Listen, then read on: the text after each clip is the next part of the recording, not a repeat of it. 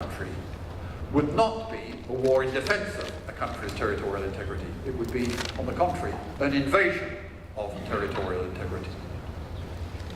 Some think that the doctrine of responsibility to protect can be used to justify the current military action in Libya, which we've already referred to, and which is obviously a very pressing question. So what are we to say about that idea? The idea of a responsibility to protect, and the more general idea of the justifiability, in some cases, of humanitarian military intervention. I want to say that it's basically a bad idea. That's not obviously the case, and there are real serious dilemmas here. But I want to say that in the end, it's not a good idea. It's right that the international community should be concerned about violations of human rights in other countries. The idea of humanitarian intervention in itself is a perfectly proper one. And of course, it's something that we should all take seriously, and which all sorts of NGOs too take seriously, trying to protect human rights in other countries. And the idea that it's happening in another country and so is no concern of ours is obviously not an attitude that we should take. But what's problematic is not humanitarian intervention, but humanitarian military intervention. And it's problematic because military intervention is not a good response to human rights violations. First, it's not a good response because of the very nature of military action. Military action, by its very nature, is violent and coercive. And violence and coercion are not a good way of upholding human rights. Think about what will typically happen if external military forces intervene in another country in the name of protecting human rights. When they do so, with the collapse of the government of that country, the invading forces will have to maintain order. It will fall to them to do so, and because they come from outside, their attempts to maintain order will inevitably encounter resentment and resistance. And when they do so, then the military forces will have to crack down against the resistance and become even more ruthless. And that will give rise to further resistance, and so we get the typical downward spiral of violence. And that's what we saw, of course, after the invasion of Iraq, precisely that downward spiral. So that's the first reason then why military intervention is not a good way of upholding human rights. And the second reason is what I refer to as the problem of indeterminacy. How do you decide when humanitarian intervention is justified? To protect human rights? Well, which human rights? I mean, human rights are being violated in every country in the world in one way or another. How great do the violations have to be? Well, you might say the answer is obvious. It's just extreme violations of human rights, such as genocide. Okay, genocide may be a pretty clear-cut, extreme case. What about the phrase crimes against humanity, which you remember was also included in the formulation of the responsibility to protect? What are going to count as crimes against humanity? Now, the real problem here, I think, is not just that it's difficult, but just that there is no clear way of determining when the doctrine of responsibility to protect applies. And that's why it has built into it, I think, the danger that countries will use it as an excuse to promote their own interests. I said earlier that the reason for maintaining the principle of non-aggression is that it's a good basis for a peaceful international order. If all countries abided by that principle, there would be no wars. The principle of the responsibility to protect and humanitarian and military intervention is not a good basis for an peaceful international order. On the contrary, it's a recipe for international chaos, because it can legitimate all kinds of excuses for starting wars. Now, I said that though I am deeply suspicious, deeply skeptical of the idea of humanitarian military intervention, it is a real dilemma, and there are no easy answers here. It can be argued that there are cases where military intervention has been successful. I'm no expert on international affairs and international politics, but it looks as though, for example, the intervention by British troops in Sierra Leone a few years ago and the intervention by French troops in Côte d'Ivoire has been successful in helping to bring civil wars to an end and provide support for newly elected democratic governments when the previous government was unwilling to relinquish power. Tony Blair's name is pretty black in a lot of countries, but I'm told that he's a bit of a hero in Sierra Leone because of his role in deciding on British military intervention, which restored a kind of peace to that country. I should stress I'm not an expert on these kinds of cases, but whatever the details of the particular case, they do raise the question, well, are there any exceptions? Can there be cases where humanitarian military intervention is morally justifiable? What can perhaps be said, and I don't say anything with confidence here, but what can perhaps be said, that there is a role for military intervention and the deployment of military forces in a peacekeeping role. That's to say, where there is already in existence a legitimate authority, and where the task of intervention is to strengthen that authority and to end conflict and to protect the civilian population. But that's very different from what's referred to as regime change, intervention to overthrow the existing regime, however oppressive it may be, and to replace it with a new regime. However tempting it may be to do that in the name of human rights, as I've argued, it's not a good way of protecting and upholding human rights, and the case of Iraq illustrates the disaster to which that can lead.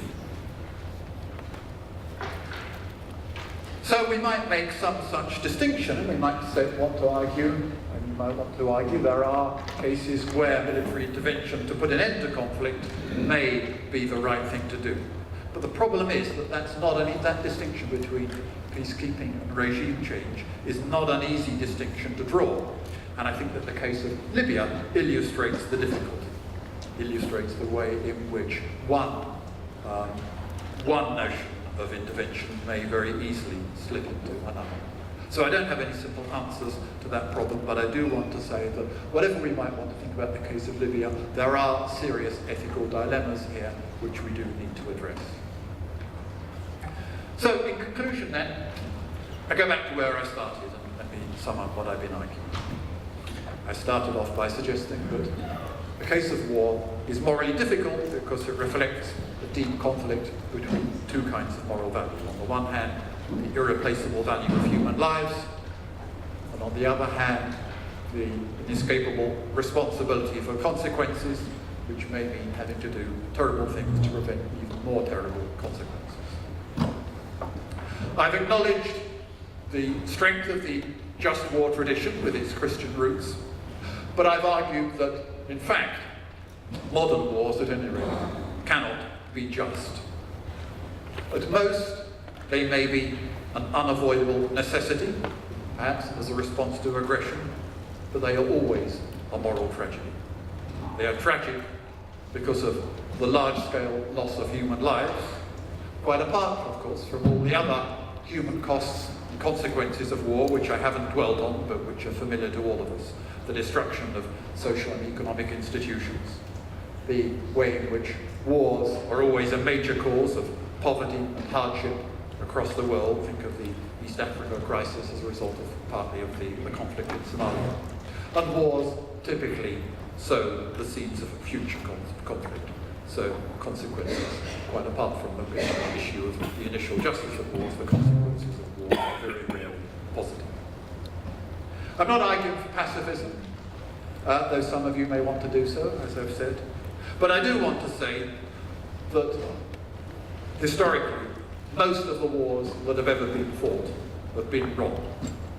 But there must always be a very strong moral presumption against the resort to war. So if we are faced with the question of whether to support our countries going to war, then a good rule should be, I think, if in doubt, say no. Thank you.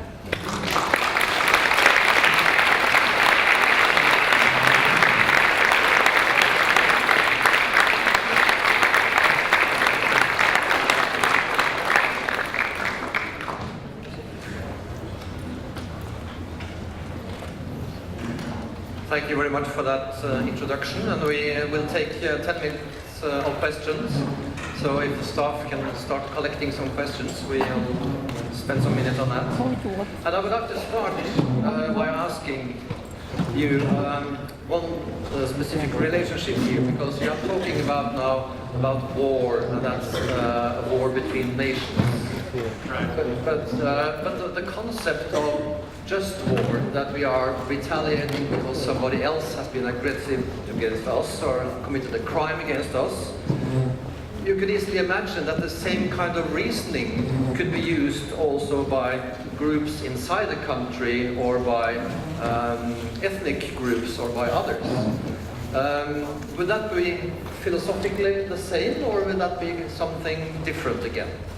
Well, you remember that when I was going through the traditional formulations of just war theory, two that I didn't spend any time on were the traditional requirement that wars can only be fought by a logistic authority, and there must be a formal declaration of war.